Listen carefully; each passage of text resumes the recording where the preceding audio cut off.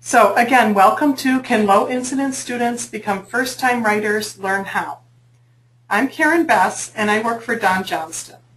I met Dr. Janet Sturm last spring because I had the opportunity to visit 2 schools where the first author research was being conducted.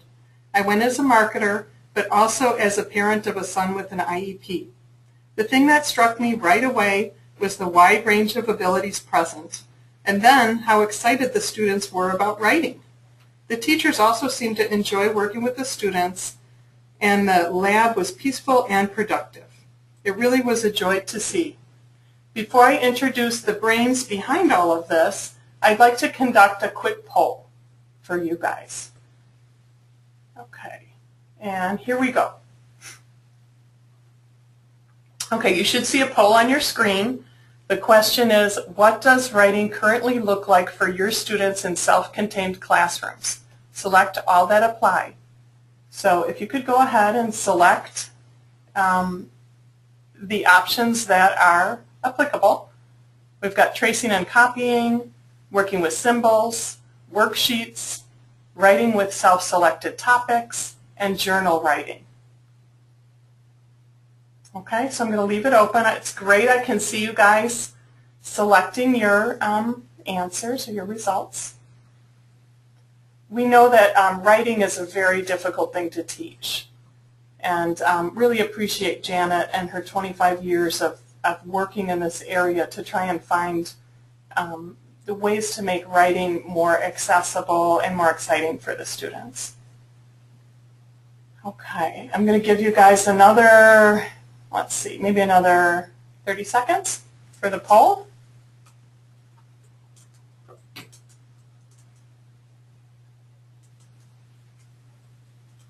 Okay. And we're just finishing up the poll. You get your last answers in there. I think we've got most of you in.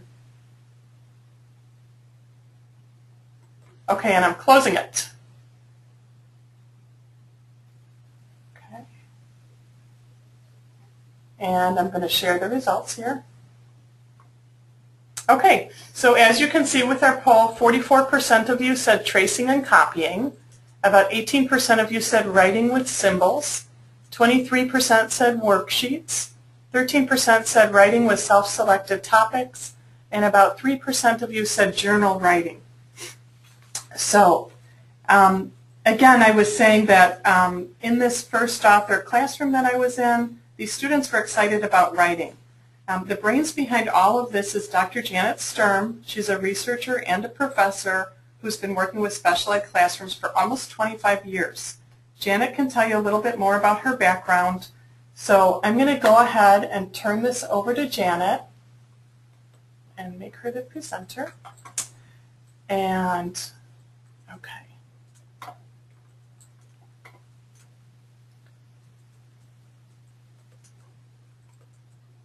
Okay, Janet, are you there? Janet? Yes, can you hear me now? Yes. Great. So, alrighty, I'm going to get our PowerPoint set up here. And I think, are we all set now, Karen?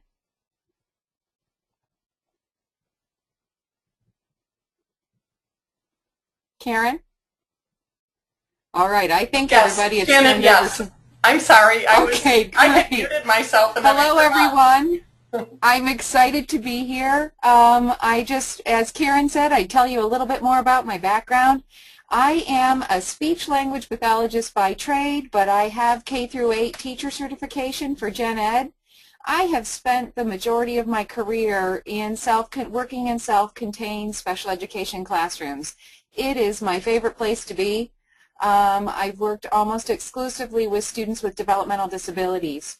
But I'm currently on faculty at Central Michigan University. Before I came to CMU, I was on faculty for 6 years at the University of North Carolina at Chapel Hill, where I worked closely with my colleagues Karen Erickson, David Copenhaver, David Yoder, Jim Cunningham, Kathleen Calley, and Stephanie Spadorsha. where we conducted multiple research projects focused on students with complex communication needs and developmental disabilities. And while I was there, we really shared a mutual perspective that the in-the-head process for learning to read and write is the same for all humans, including those with developmental disabilities, and that all individuals should have access to high-quality reading and writing instruction. So today I'm going to be sharing First Author, a software tool that I began while I was on faculty in Carolina. The conceptualization of this software tool began in 1999 together with the colleagues that I just mentioned. In 2002, I partnered with the folks at Don Johnston Incorporated, where we applied for some NIH research grants to actually make First Author a reality. After arriving at Central Michigan University in 2003, I added additional consulting partners, Nikki Nelson and Maureen Staskowski, so that we could really create a tool that could optimize the writing performance of students with developmental disabilities. And what's so critical in 2013, we not only want to optimize their writing performance, but we've got to show that they show their outcomes and show the positive change. So with that said, I want to talk for a moment about the goals for today. So today I'm going to share how we can help students with DD to become writers through the First Author software. Janet? For this presentation, I'm going to share the effects of First Author on student writers with DD through research as well as case studies. I'm going to show you First Author and talk about the assistive features that help students with DD to become successful writers. And I'm going to show you a set of writing measures available in First Author software that let you effectively engage in progress monitoring in student performance. So to give you a little bit of history, you know, my dream was always to think about how we could maximize language, communication, reading, and writing in students with developmental disabilities. Janet? So the creation of First Author software was about bringing the power of written communication to students with DD. These are students who have such a wide range of abilities. We wanted a tool that could provide them ease of access to the writing process to do what other typically developing beginning writers can do. Excuse me, Janet, I'm so Yes? sorry to interrupt. Could you please click the show your screen button on the control panel there? We can't see your Oh gosh, let me see. I'm so sorry, everybody. Okay. Ta-da! There! Yay! Much That's better. Good Thank news, you. everyone. I'm still just on the first slide. So, all right. So our end goal was to have a writing software tool that could operate in conjunction with high-quality writing instruction.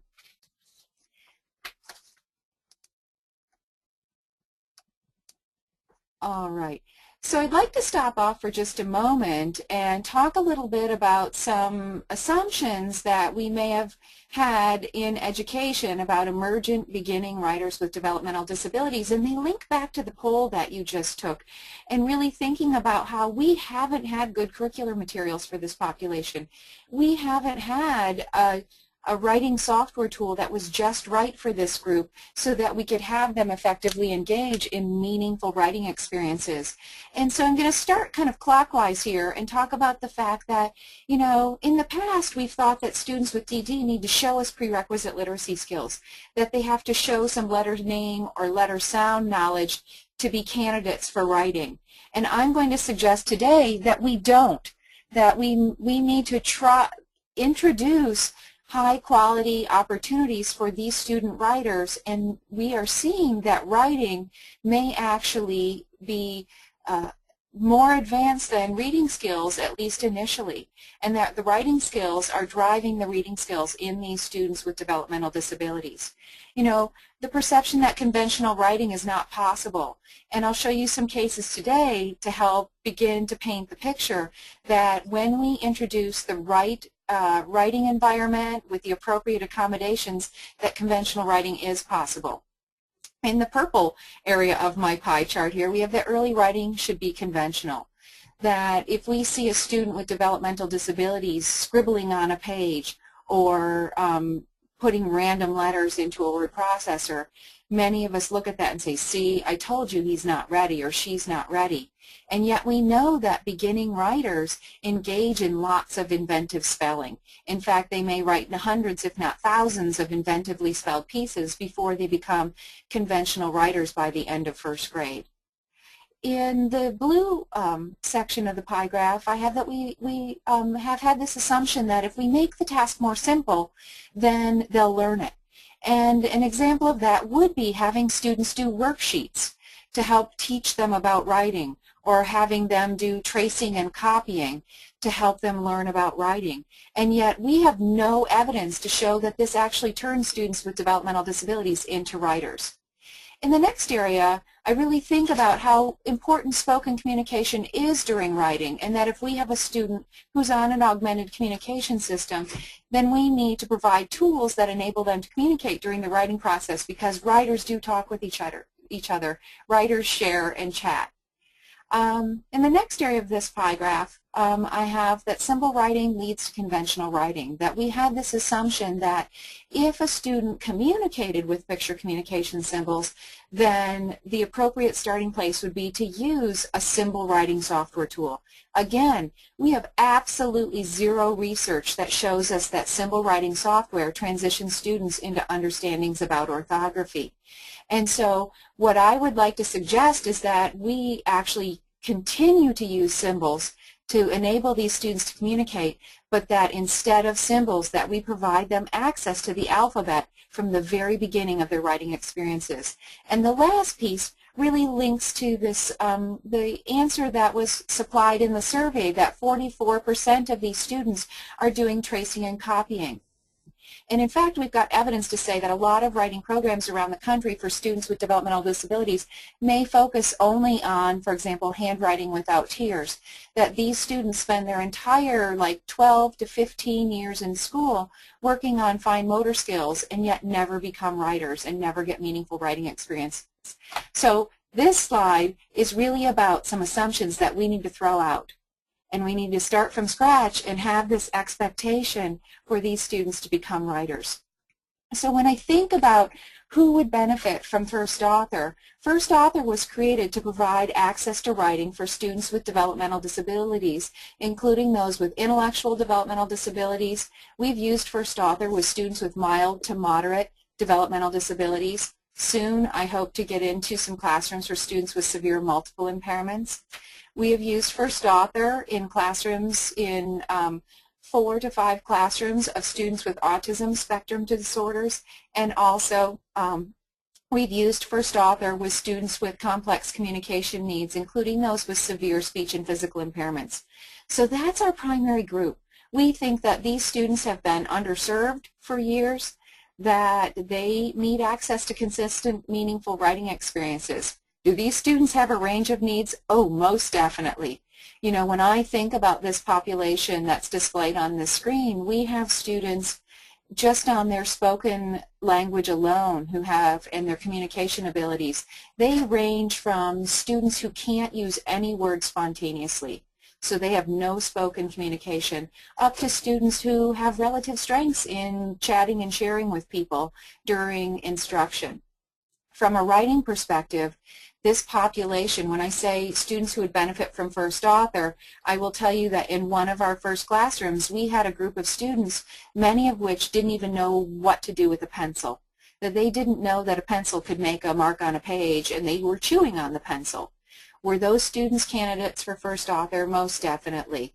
But we also have students who are higher level, paragraph level writers who can actually operate First Author in conjunction with word prediction software and be very successful. So the other thing I would like to add before I finish this slide is to say that would other students with expressive communication difficulties or who are learning English benefit from First Author? I think so. We don't have research on those populations, but I would think that students with specific language impairment, learning disabilities, students who are English as a second language may also benefit from First Author software. So let's just take a look at a couple of samples. And so this is an example of an 8 or 9-year-old with mild cognitive impairments. And so what you see, these slides, I really want to show you a little bit about the range of performance of students who would be candidates for first author. And this student is scribbling, and we're beginning to see some letter shapes on the bottom of the page. This sample is a really good example of a student with also a student with mild cognitive impairments who's 8 or 9 years of age, who's engaging in inventive spelling. This is so important, even if we put a student with developmental disabilities on a keyboard and they're doing this, that we recognize this as them attempting to communicate through writing and share with others. This is what typical children do, and this is what this student was doing. Now we've got a 13-year-old with developmental disabilities here, moderate developmental disabilities, and this was one of his very first writing samples with me, and he wrote Alvin and the Chipmunks, Thomas and Friends. And so he was not yet writing in sentences, but he was on his way. And we have another student here with, this student has also was in a classroom for students with moderate cognitive impairments and writing words in kind of a list way. But he was writing phrases, pretty bird, like, blue, and then in the bottom he was actually attempting a sentence. He was writing, they eat worms. But what's really noticeable about this is the fine motor difficulties. And so this is just a little snapshot into some of the abilities of students with developmental disabilities. So I wanted to get to the heart of the presentation actually now and start off by talking a bit about progress monitoring, because right now with the Common Core State Standards and the expectations in self-contained special education classrooms for these students to be getting scientifically based instruction and also to show their progress, you know, one of the things that's so important is that we have tools that enable us to do that. And so I'm going to talk a little bit about how First Author offers access to tools that allow educators to show student success. And so what happened was that in 2005-2006, I was conducting research with students with severe physical impairments, and they were using First Author, and we knew when we looked at those results, and we knew when we watched those students that they had made progress, but we didn't have the measures that were in existence weren't working. They weren't refined enough to show the small changes that these students were making. And I was also beginning to implement high-quality writing instruction in my clinical teaching, and I knew those students were making progress. So I got together with my colleagues, Nikki Nelson, Kathleen Calley, and Maureen Staskowski, and we began to create a set of writing quantity and quality measures to help effectively measure the students. So what did we want? We knew that we had some goals that we had to achieve. One of them was that these measures had to show the small changes, the small differences that you see in really beginning writers. I define a beginning writer as around age 3 in writing skills up to early end of first grade. And I'll show you a little bit about what that looks like in just a few moments. We wanted measures that were easy to use, and so you'll see those in just a few moments. We wanted outcome measures that were formative and summative in nature, meaning if they're formative measures, they were instructionally relevant. We could look at a student and say, we need to provide this kind of instruction to move them to a higher level as a writer, or to do new and different kinds of things as a writer. We wanted it to be summative, and the measures to be summative as well, and therefore we needed functional outcome measures that would allow us to do periodic assessments with natural artifacts. This does not involve collecting extra samples. You're actually working with the writing samples that the students are creating in their classroom environment. And then we wanted to use the measures to have them be potentially part of the IEP process and to share outcomes not only with parents and other educators, but with the students themselves. So let me take a moment and show you. What I'm going to do now is I'm going to take you into First Author. Oops, hold on a moment. bear with me, everyone. I'm new to this, and I'm going to take us back. And what I've done right now is I'm taking you into a part of First Author called Teacher Management. And in Teacher Management, this is a really powerful tool within First Author that allows us to have our entire class of students. We can have them grouped over on the left-hand side, but for each student we can easily go in and in one location create customization or measure their progress. So if I were to click on the gears on this screen, I can show you, for example, that we can set for the student Antonio, we can set his writing level here based on a system. This is part of the measurement system that I created together with my colleagues, and we can place him in a particular level. And in this case, Antonio is a level 7 on our developmental measure. In First Author, you can set up for alternative access and to have an on-screen keyboard, or even activate co-writer if you own co-writer as well. You can adjust other preferences. For example, down here in our publishing area of First Author, you can have it display their published work as a book, elementary lined paper, or plain paper for the older student. And so these are really the different settings. The exciting part of First Author is in the teacher management is really the measurement area. And what I'm showing you now is how we can show student gains. And we have several measures that we created. And the first measure we call the anchor measure is the developmental writing scale. And in the developmental writing scale, we have, in First Author, we can show you that level 1 is really similar to a 3-year-old writer, that they may be engaging in scribbling. Level 2 is doing a drawing. Level 1 is a drawing. Level 2 is scribble writing. Level 3 is when students are inventively spelling. Level 5 is when students begin to write their first word. And so we can have all the way up to a level 14 in First Author, where we have found that a really skilled first grade writer can write 3 cohesive and coherent paragraphs.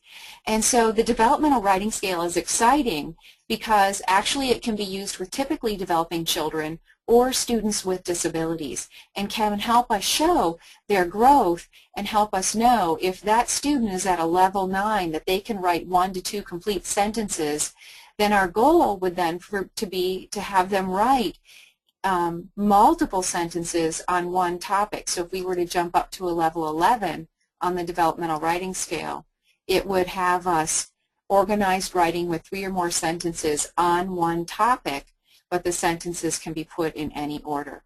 If we were to look at Antonio's writing sample here, you can see his photo down here from his writing, and you can see his actual writing here in the upper right. I like prom, I like to dance, my cousin danced with me. And I know that he's written at least 3 sentences on one topic, and this is one of the important milestones for Antonio in that he moved to a level 11 on the developmental writing scale.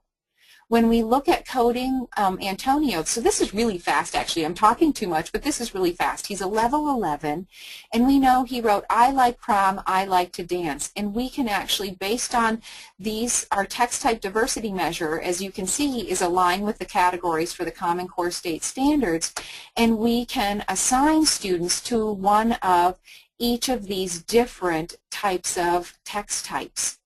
And we know because he wrote, I like prom and I like to dance, and that's in the present tense, and he used the word like, that Antonio was writing an opinion. If he would have written, my cousin danced with me, and he would have written 2 or 3 sentences, we actually would have labeled this one as a personal story.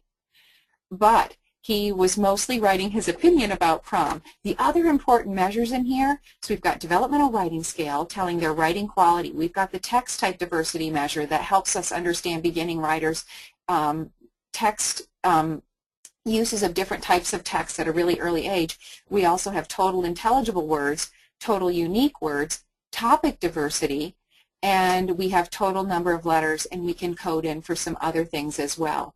And you can see that I have Antonio coded for different aspects of his writing. I'm actually going to take us back to the presentation for just a moment and show you Antonio's writing, and then I'll bring us back to first author. So I showed you a little bit about the progress monitoring area of first author that's actually really powerful. In a moment, I'll show you how we can actually use that data to share with others. But let me tell you a little bit about Antonio. Antonio is a high school student with in a classroom for students with moderate cognitive impairments. He's in his late teens, and he spent his entire academic life in school copying and tracing and working on his last name. And his high school teacher talks about how she knew that she was supposed to be providing access to high-quality writing opportunities for her students, but she didn't have any way to do so. She said that the teacher in this classroom said, hey, before first author came into our classroom, all of my students were copying and tracing, working on their name, working on their address, and doing really basic writing skills.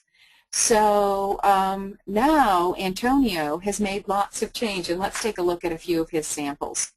So Antonio, if we were to give him the benefit of the doubt on the developmental writing scale, we can actually see some words in there like the name Dan or the word Mo, Sam. They're circled in here. And because he wrote a total of 4 intelligible words, we classified him as a level 7 on the developmental writing scale. We can't tell what his topic was here, and we can not yet identify his text type, and so we classified him as emergent. This was Antonio at the onset of our study of the first author software. So let's take a look at, so that was somewhere in around November of 2011. And by April of 2012, here's Antonio. This is his cover from the first author software, and here's his writing. He wrote our author's chair, and probably he was attempting our author's chair. First author share the read. We're going, then learn. A level 8 on the developmental writing scale, level 8 writers are writing in phrases but not yet sentences. So our author's chair qualifies as a phrase. So he's on his way to communicating differently with others through his writing, but he's not yet writing in sentences. We can classify his total words, his unique words, his new topic of author's chair, and his text type is still emergent. Let's look at a year later. Antonio was, again, still at a level 8 at that point, but notice that he wrote, I like be fireman. If he would have written, I like to be a fireman, we could have classified him at a level 9. So he was on his way to beginning to write in, and this you can see how the developmental writing scale is also formative. It helps us know our instruction. Our instruction needs to help turn Antonio into a sentence level writer. The fun thing is that we know based on his word choice that he was intending future tense. So I like to be a fireman. He now wrote a plan for the future, and his topic was fireman. Shortly after writing that sample, Antonio began to consistently write at the sentence level with punctuation. And so here is an exciting sample where Antonio wrote, I like prom, I like to dance, my cousin danced with me. This is that sample that we just coded in the progress monitoring area of first author, and you can see that Antonio's a level 11 on the scale because he wrote 3 sentences on one topic. He wrote about the topic of prom, and he wrote a new text type, which was an opinion. So when we look at Antonio, and I'm going to take us back to the first author software, when we look at Antonio's data, you can see here that those samples I just showed you are in the first author software tool. We can see his text here, and we've coded it for the different measures. If I click here, it allows us to display the data, and we can see that On the text type diversity measure, Antonio wrote he wrote 2 samples that were emergent, an opinion, and a plan. Down here in topic diversity, we actually have 4 different writing topics with the baseline that wasn't really codable. I would probably, in retrospect, I should have coded that as emergent, so that, or unclear, so that any unclear samples would be clustered together in the graph. But what's exciting is we can use this part of First Author to share with others, and we can either display it in numbers. So our text type diversity, how many emergent samples did he write? He wrote 2 based on the probes that we took. How many opinions? 1. How many plans? 1. And so we can also see what dates that they wrote the different text types. I think this is a really powerful part of First Author. We also have a measure of attitude and self-efficacy in First Author that allows us to look at that aspect of student change, because so many of these students change, and that's what I'm going to take you back to right now and show you that one of the things that we're hearing repeatedly, and we've now had well over 100 students on the First Author software program. It's approximately 150 students in research have used the First Author software, and the teachers in these projects are telling us that one of the things that we're seeing, just like with Antonio, was that we see them develop as writers and as communicators. So they begin to share their writing with others. They believe in themselves as writers, and we're seeing this positive change in self-concept. When you talk to Antonio's teacher and his parapro, they will tell you that Antonio had huge behavior problems in the classroom. He didn't feel good about himself. He refused to read. He, worked for years and years on his fine motor skills and on his basic writing information, and he was a tough kid. And so what we are hearing repeatedly from teachers is that when we have respectful, exciting opportunities for these students to learn to write and communicate, that they are beginning to use writing as a way to express their feelings, as a way to communicate with their parents at home. That we had one person in the school system say, because of First Author, this student can now write and communicate with others. Their behaviors, their negative, challenging behaviors have decreased so much that this student can now actually attend a full day of school. And so we're seeing this repeatedly, or the student who sat underneath a desk is now sitting up and sharing their writing with their peers. And so we're seeing enormous reductions in negative behaviors because these students really want to do it. A colleague of mine was conducting a study with students with autism this summer using the First Author software. And she said on the last day of the study, these students with autism were offered the opportunity to watch a movie or write, and they chose to write. And I think that's huge. First Author is having this positive impact. Because Antonio's writing skills strengthened, he also spent more time reading. He's starting to read small books and other things he can get his hands on.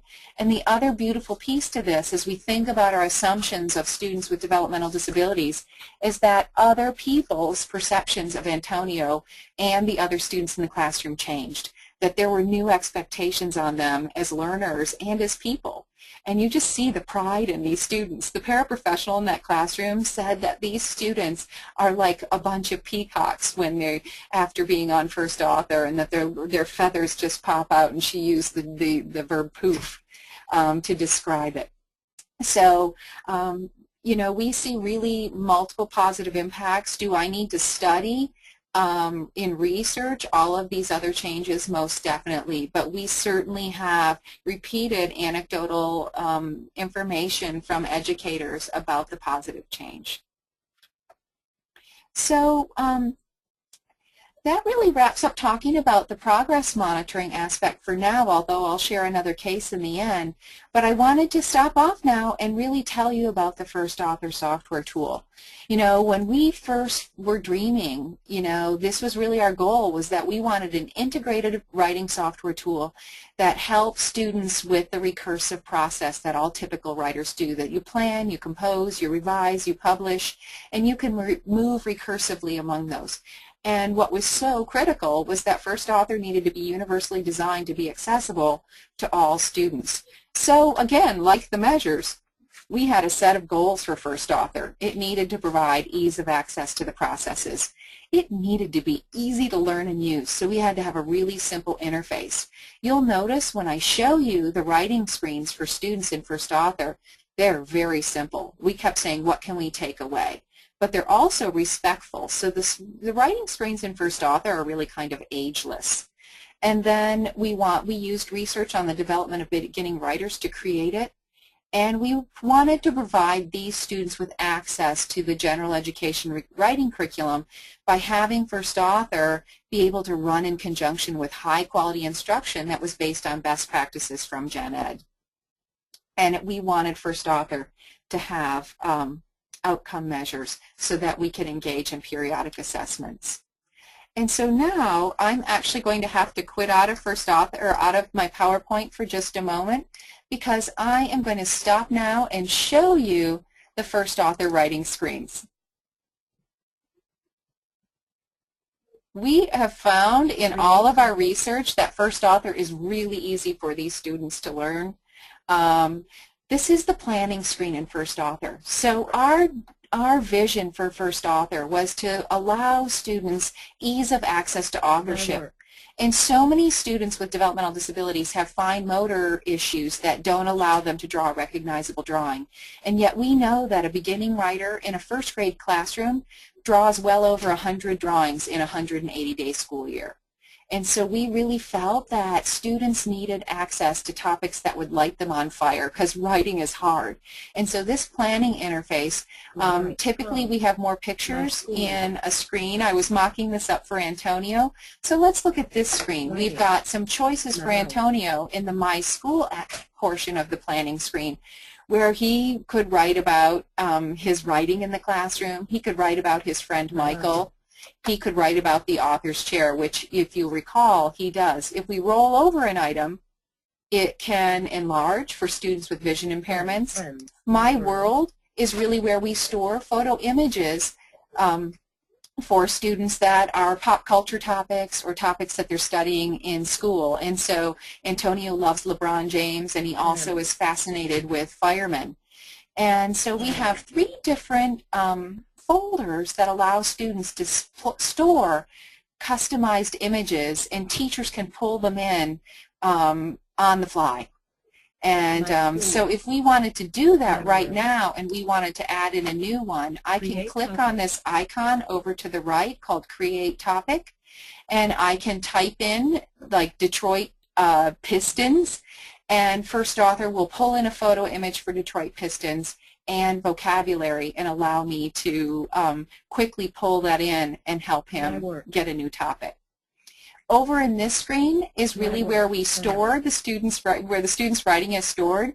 So if Antonio wanted to come back another day and add to his prom writing, he clicks here and it will take him to the composing screen. And you can see the words that are available to him as a writer. I'm going to go back though and choose one that we haven't used yet, and I'm going to choose Friends. And here's how First Author works. I chose, if I'm a student, I say I want to write about me and Michael. I want to write about us. I'm going to click here. It takes me to the composing screen. See how easy that is to operate. It turns them into authors quickly. And so we can say this. I can use the word banks. Is my friend Michael. Oops. Michael. So the word banks in First Author are scientifically derived. The first 2 rows in the First Author word banks were created to allow students to use the most frequent beginning content and structure words of beginning kindergarten and first grade writers, so that they could write typical things like labels, personal stories, early opinions like I like my mom. And so these word banks are supposed to be, are designed to be the just right words for the beginning writer. The bottom row is content words that are linked to the topic. And so these are automatically entered in when we bring a photo into First Author, but we can also customize them quickly. So if Michael's writing and he says, I want the word hug, I can do a control click and I can type in the word hug and hit enter as an educator, and Antonio now has that word. And so you can really customize First Author on the fly. If we take it to the publishing screen, we can save it as yes, and it takes us to the publish and share screen of First Author. So there are really 3 simple screens that turn students into authors. We have the planning screen where they can choose topics they love. I have a 25-year veteran teacher who says that in all of her years of teaching, First Author has really helped her to know her students better than she's ever known them. That the ability for them to figure out what they love and what they want to write about and pull it into First Author has been really powerful from an instructional perspective. And so if we want to share First Author, it will read your writing out loud. This is my friend Michael. And so that's the gist of First Author for the students. We've got the planning screen, the composing screen, or if we go to my work and we go to friends, the planning screen, the composing screen, and the sharing screen. And it's as easy as that. And so I'm going to quit out now and tell you a little bit more about the research effects of First Author and share another case.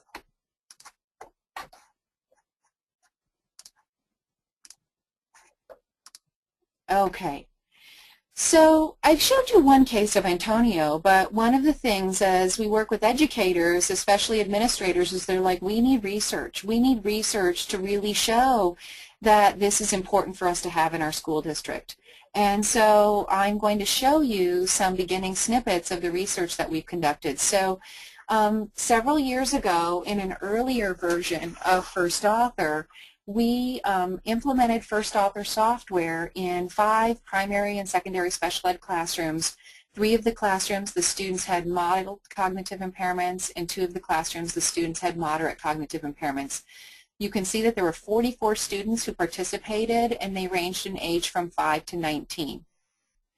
It was a between subjects design, and how we made sure the groups were balanced is that at baseline each of the students was scored using our developmental writing scale, and we made sure that there was a balance of abilities in each group. So when we say between subjects, that half of the class wrote with a paper and pencil and half of the class wrote with First Author. The teachers utilized standard instructional practices. There was a real range of practices. There was one classroom of students with mild cognitive impairments where the teacher was actually doing writing instruction, and there were other classrooms where there was absolutely no writing instruction going on. So in the First Author study, when we conducted it, we told students that they could write about anything that they wanted and to write. And so the things that we measured were student independence, their writing quantity and quality with the measures that you just saw in the First Author software, and their time spent writing. And we know in the Common Core State Standards, time spent writing is also an important feature for students. So in that first study, we trained 24 students on First Author, and of the 24 students, 18 were able to use First Author with minimal to no support. And were rated as being at that level at the onset of intervention. When we think about the other 6 students, this is not surprising because we had one classroom of students where all 12 of the students were scribblers. We had students who were chewing on pencils. We had some students who initially didn't want to go near the computer. And so what we found over time with just bringing them to the computer and modeling things, that they were actually able to intentionally make choices with the word banks by the end of the study and had much different performance and could choose a photo image that they preferred. So during intervention, the skill levels of the students were maintained. When we think about independence, one of our teachers, Janet, she says that she teaches in a classroom in Michigan titled a physical otherwise health impaired classroom where many of the students have physical disabilities, and that in her 25 years of teaching, writing hadn't been possible. And as soon as she had first author in a lab, she was able to take in her, a group of 10 or 12 students at a time. And she says, I've worked myself out of a job. They go in, they do their thing, and I don't have to do anything, because they've also learned to be writing teachers for each other. And she says they have shout-outs. Hey, I need help with the word. And they help each other out, and then they write on first author. So what's striking is that these students begin to internalize that while you're writing, it's something that you kind of do on your own, but you sometimes chat with others to move you forward. So when we look at first author versus paper and pencil, I had data for 3 of the classroom sites, and I think it's quite striking that you can see that students, when students were on first author, that they wrote on average for 48 minutes. I had one student who was from another country, and he would say, Dr. Sturm, I like this first author. I like this first author. And they would sit and write on their own. The students who were on paper and pencil, sometimes they would start writing and they would terminate after a minute or 2. And so we've got an average of 48 minutes on first author versus an average of time spent writing on paper and pencil of 21 minutes. So they more than doubled their time spent writing when they were on first author. So when we look at total intelligible words, my statistician ran some results on total words, and we have 0.001 levels of significance, in that there's a significant difference between the paper and pencil group that are in blue on this line graph and the first author group that's in green. And so these are 10 different, just looking at a snippet of 10 samples from the paper and pencil versus the first author group, and we have statistical significance. Likewise, it wasn't just total words, because sometimes you can have total words but they're not meaningful. But if we take a look and we look at their gains made from baseline, we can see that the group in blue is the paper and pencil group versus the group in green, which is the first author group. And on average, when we use residual means, they wrote at about 2 points higher on the developmental writing scale than that paper and pencil group. These are exciting results, because remember, this is really just a snapshot of 10 samples. And so the results were immediate and showed some really positive change in the student writers. And so when we look at topic diversity, we can also see that in the first author group, in that initial study, they wrote 244 different topics versus the paper and pencil. This is big, especially for those of you who are listening who work with students with autism. I have students with autism who might write about Baby Ruth candy bars for an entire school year, or combines for an entire school year, or Mucinex for an entire school year. But when we introduce students with developmental disabilities to a range of topics, we find that after a while, all of a sudden, they begin to choose new topics each week. So the topic diversity measure is also meaningful. And remember, all of these measures that I'm showing you right now in our research are the easy-to-use measures that are in the first author software in the teacher management portion. We also have text type diversity. We used to call it genre diversity. I need to tweak this slide. But when we look at text type diversity, we also see that students in first author wrote 104 different text types versus the paper and pencil group that wrote 59 different text types. So I'm sure that when we run those statistics, we will have significance there as well. The other measure that I added in was to really think about whether or not we could even identify the student's topic. And the ability to identify a student's topic is huge. We had students with mild cognitive impairments who would draw a drawing and then write, but neither their drawing nor what they wrote was recognizable. And how do we have joint attention as educators? Like, how do we come together with the student and say, hey, but we could da-da-da, you know, how do we help them build their content if we don't know what their topic was? So the gift of first author is that photo image in the planning screen helps us immediately have an identifiable topic. I'm going to jump now, I know we're almost out of time, into the phase 2 research and tell you that we had one classroom of physical students who are physical, otherwise health impaired, one classroom or 4 classrooms of students with moderate cognitive impairments, 4 classrooms of students with autism, a total of 107 participants. This is the same study design as before, except all students also received high quality instruction.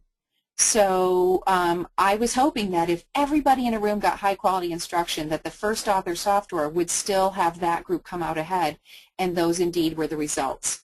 And so you can see that at baseline, these students in first author and paper and pencil were matched, that the first author students were at a total intelligible word level of 4.45, and the paper and pencil was at 5.18.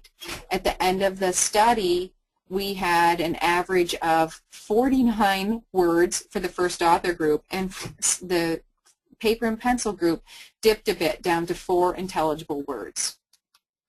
Whoops. And if we look at the developmental writing scale, we have some similar outcomes. And I think, again, this is really consistent, exciting information that even when everybody's receiving good instruction, that the first author students came out ahead.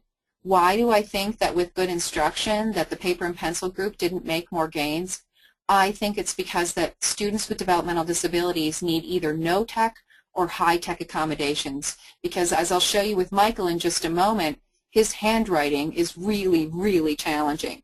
So we go from, look at the changes that the first author group made greater than 3 points change on the developmental writing scale. Now remember, the scale only goes up to level 14, but they went on average from a level 4 on the developmental writing scale to a level 7.26, and the paper and pencil group stayed stable. So I have 5 minutes left to share a couple more things, and I think Michael's story is so important. He was one of the students in the data that I just showed you. And I think it really brings it alive to say that even when we have good instruction in place, it's critical that we have accommodations. Because you see Michael here, and now we see his baseline writing sample. Michael, as you can see here, struggles with fine motor control. So he basically has some letters formed here. He doesn't have consistent spaces between the letters to even differentiate words. So he's a level 3. He basically has the handwriting skills similar to that of like a 3-year-old. And no total intelligible words. His topic is unclear. His text type is emergent. Accommodations, either if we put no tech alphabet boards in front of them or first author software, are critical to move these students forward. So here is, I happened to be there on Michael's first day on First Author. He was so excited. He chose a topic of Miley Cyrus that was in his personal planning screen. These students had so much fun on day 1 exploring what was on each of their personal planning screens on First Author. And they giggled and they saw pictures of themselves bowling, and some of these students don't have personal photos of themselves, so this was exciting. So look at his first day on First Author. He wrote Cyrus Miley photo, and you can see he's kind of playing around with the word banks because this is day 1. But even then, he's at a level 8 because Cyrus Smiley photo, I am, is a phrase, pop movie, and he has 14 words, 12 unique words, the topic of Miley Cyrus, and if we use we have a text type of label because he was labeling the picture that he had, which is the Cyrus Smiley photo. And here's what he said, his quote, "Hey, Mrs. K, I just wrote a short story about Miley Cyrus." So on day 1, he was just jazzed about what he could do as a writer. Now look at him in spring of 2013 and who he has become as a writer. Look at this. He says, "I become famous. Million fans. I want to be famous actor. I will act." And so he is, writing more than one sentence on one topic, and his new topic of acting, and he's writing a plan for the future. I will act. And so Michael, if we look at this progress from here to here, it's absolutely striking. And so I'm excited for the future. And then in this one, he went back to a level 9, which is not surprising. He was attempting a new text type, which is persuasion. I like it because it is scary. So This is the parapro from Michael's classroom, Karen Borsa, who said, I had these kids that really couldn't write even. They could not write a word. They didn't know letters. Now I have these same kids. I have Michael, who would actually write backwards. He'd start on the right and write to the left, but he couldn't do it. Now he's writing sentences on paper as well as the computer. It's amazing. So, you know, I would like to close out by saying to all of you that I had in in 2005, we had this study with students with cerebral palsy and first author, and one of those students went on to become a writer, and she has severe quadriplegia, and she said, I want my voice to be heard in my writing. And she wrote that later. And so my dream for students with developmental disabilities is that their voice will be heard, that they feel good about themselves as human beings, and that they're able to share and communicate. So thank you so much for participating in this webinar. And thank you, Janet. Thank you so much. Yeah, Karen, if there's any questions you'd like me to answer, I'm ready. Okay, great. We do have 3 questions that I can ask you that people entered in the question panel. First of all, I'd like to remind everybody that there are 4 videos on our website. If you'd like to look at those videos, Michael is in one of the videos. There's another student, Sean, who's in Michael's class. In another one, Karen the Parapro is talking. So a lot of these students that Janet talked about in her webinar are also in the videos that you might like to see. Everybody will get a PowerPoint and recording in a couple of days. We'll send it to you through an email. A lot of people asked about that, so you'll be getting that. Janet, I want you to know that a lot of people were really excited about your presentation and the content that you provided, so thank you for that. Okay, and so then the first question was an idea that students writing may be more advanced than students reading and even serve as a driver of reading is very interesting. It runs contrary to the idea that language emerges in a natural order of listening, speaking, reading, and writing. Can you expand on this idea? Sure. I know that, and I know that there are some people in the field of reading who find this a little bit controversial.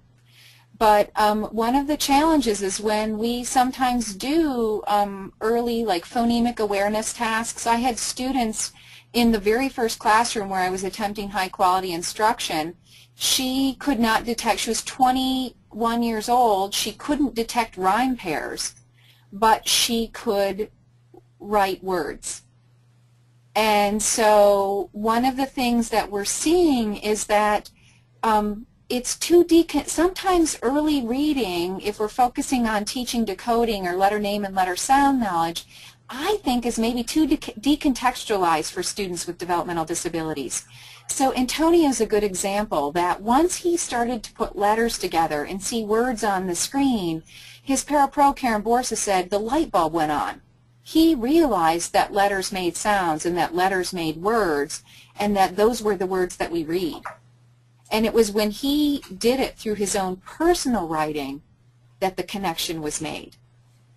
And so I think that one of the things I do need to do future research on is to prove this more fully because, as I mentioned, it is a bit controversial, but my colleague Karen Erickson at the Center for Literacy and Disability Studies would say the same.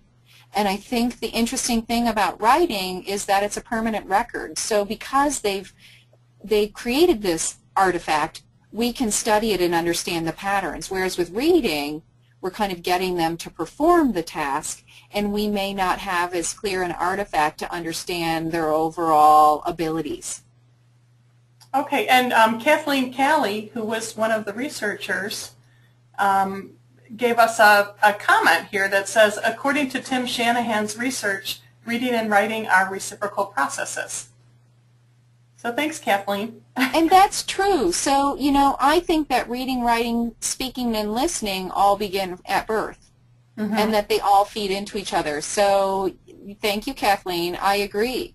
Yes. And so that reading doesn't, you know, it's a misconception potentially that reading occurs before writing, that they may occur in tandem, and quickly Antonio's writing skills fed over into his reading skills. Great. Thank you. Okay, another question. Can you talk about the intervention that was allowing Antonio to gain in his skills? Yes. So more on that in the future. I've actually been developing a writing curriculum that's based on best practices from general education called Enriched Writers Workshop. And so we basically are utilizing a process-based approach with students paired with strategy instruction to help make skilled writing and communicating more explicit. And so keep tuned in for the future, because we're hoping that that will be available shortly because it will operate beautifully. This curriculum will operate beautifully with the First Author software. Okay, great. And then the third question is, how does the program work for the students with significant disabilities, severe to profound cognitive and physical impairment? That's a really good question. And so one of the I agree. One of the challenges that we have, obviously, is thinking about when we have someone with more significant disabilities, that we often have vision issues, we have physical access issues, we may have severe cognitive issues. And so what I would do with these students, at least initially, obviously, is to find the best method for them to access the First Author planning screens. I would see if we could have the images in First Author be maximal, give them the potential to see the images on the screen. And initially, it might be about just showing a preference for an image. And maybe you as the educator write a label below so that those students can go and share with their peers in, as I mentioned, this writer's workshop where students share with each other their writing and see the positive impact, and that writing is about communicating. And so have I backed it down to those students choosing an object and us creating a word label and having them share by like everybody else? Yes, most definitely. That's one of my next steps, as I mentioned, is to really study First Author with students with severe multiple impairments to really better understand, because they're a tricky bunch. But I will tell you that we have used First Author with severe multiple impairments in a classroom in California and had some really positive outcomes. That's where we had the student who said, I want my voice to be heard in my writing. Severe cognitive impairments, though, we are going to have to be really thoughtful about having them see the power of making a choice. And if the photo images work, then I think that that's a great, we print their photo image with their book with a single label or even their title, and they share that page like everybody else. Okay, great. Janet, do you have time? We've got 4 more questions that just came in. So I sure do, because okay. yes, everybody, I'm a professor and I have office hours, but I told them all to not come by for another 10 minutes. So okay, great. Okay, great. And we can go through these. Some of these are technical questions. Does the student select items from a word bank, or is there a keyboard for individual typing? Okay, that's a really great question. And so the students ideally we want them to use a combination. So they can use the word banks and choose those and insert them into First Author, or they can type their words. When we saw higher level writers on First Author, what was fascinating is that they wanted the word banks there, but they were quite often copying the words. They weren't clicking on them and having them insert into First Author. They were using the keyboard to type the words they wanted, but they really loved having that visual reminder of the word in the word bank. And some students actually had, the higher level students had the word bank open and had co-writer. So they had word prediction and word banks and maintained as fluent writers, and were really strategic and focused. Okay, and that's funny. That leads right into the next question. Alice asked, can you expand on how First Author works with co-writer? Oh, that's a really good question. So what I didn't have time, I forgot to share during the presentation, is First Author was designed to be clever. And so the developmental writing scale that I showed you in the progress monitoring portion of First Author, you can actually put a setting in for each student, and the features that are made available to them are based on the level writer. And so a level 4 4 writer, 1 through 4 writer, is going to get access to 2 screens of word banks, whereas a higher level writer is going to get access to 4 word banks. And if you own co-writer and we place them at, say, a level 10 or 11 on the developmental writing scale, it will turn off the word banks. You can turn off the word, it will turn off the word banks and activate co-writer. You have to also own co-writer, but one of the things our vision was that First Author will also help educational teams think about how we transition students at what writing level from word banks to co-writer, to word prediction, so that students aren't writing in word banks for their entire life. And so actually it was designed to operate in conjunction with it quite easily, and we have a lot of students who've been doing it successfully. Okay, and that kind of leads right into the next one. Does the software automatically populate the word banks with words and or symbols? You know, thank you for that question too. I was trying to, am I still in presentation mode? We can see your screen. You can see my screen? Yes. So yes, it automatically populates. And so if I click on this camel icon here, I can go get a topic and I can type in Detroit Pistons. And I can click on it here. This is how Janet actually customizes on the fly with her students. So notice when I typed in Detroit Pistons, some words related to Detroit Pistons flew into that bottom set of word banks. And I've got a really dinosaur of a computer here, but any second now we're going to have Detroit Piston photo images show up. And we can quickly choose one, and you can see that once that image is chosen, a student could click the right button and head straight into writing. And so yes, it automatically populates. And oh, this was fast earlier. I must have too many things open, but that's the gist of it, is that it will populate with photo images quickly and populate with word bank words. And if you don't like any of the word bank words, remember in that bottom row, we just do a control click, and as fast as we can type, we can pop new words in. What's really fun in some of the classrooms, the students work with the teachers to populate their photos, and they help tell the teachers what words they want when they write. Okay, great. Pretty powerful. Yeah, yeah. And the last question that I have here, do you scan the initial paper pencil writing samples into the software and then move the student to the computer for keyboard writing? That's a really good question. You can see I did that for this presentation because, and then you notice I just saved it as baseline, because in order to code it in teacher management, I had to have it in as a writing sample. And so you wouldn't even necessarily have to type anything into the area. You would just have to scan it in as a placeholder. I just turned it into a PDF or into a JPEG and took a photo of it and pulled it in as a JPEG and then entered the data in. So, okay, you know, that's a nice way to keep track of every data point, and especially if they did their initial data on paper and pencil or on some other tool. Okay, great. Like an AlphaSmart, you know. Okay, wonderful. Janet, I so much appreciate all the content and your time and just your passion for this area. I think these kids in the world, they really need all of this, and we appreciate that. If anybody's interested in more information on First Author, you can go on our website and click First Author. There's a whole bunch of information there, and there's, you know, people that would love to talk to you and explain things and help you in any way that you need assistance with this to get these kids writing.